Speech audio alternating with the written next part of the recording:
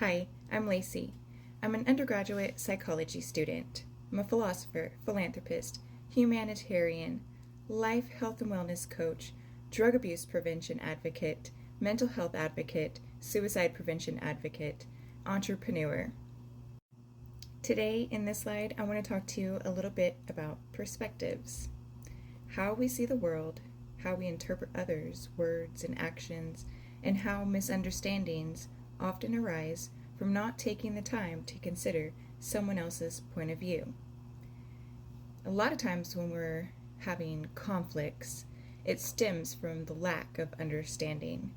People often go through relationships, whether it's personal or professional, without ever clarifying their perspectives. They assume that they know the other person's intentions, but in reality, many relationships endure for years without truly understanding that their perceptions differ. And this can lead to ongoing struggles, miscommunication, and frustration. Most of the time, when we have a conversation, we assume that we're on the same page. We believe we understand each other. But beneath the words, there's often a deeper layer. It's not just about what is said, it's about the intent behind those words. What is kindness? What is frustration, concern, or something else entirely? This brings me to the important distinction: sympathy versus empathy. Sympathy and empathy, these terms are often used interchangeably, but they are fundamentally different. Sympathy is feeling sorry for someone, offering pity or condolence. It's compassionate, but it can sometimes create distance, an us versus them dynamic. Empathy, on the other hand, is about putting ourselves in someone else's shoes.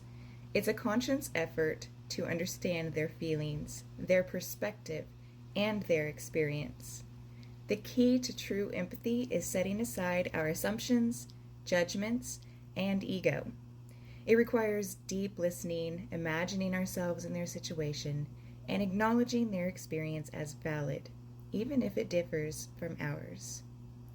However, it's not enough to simply consider someone's point of view silently. Often people think they understand others, but fail to communicate or actively seek to make an effort to truly grasp their feelings and intentions. Effective understanding requires us to engage openly, asking questions, expressing that we hear and value their perspective, and making a genuine effort to understand their reality. Without this active communication, misunderstandings can still occur, fueling conflicts that could have been resolved with clarity and compassion.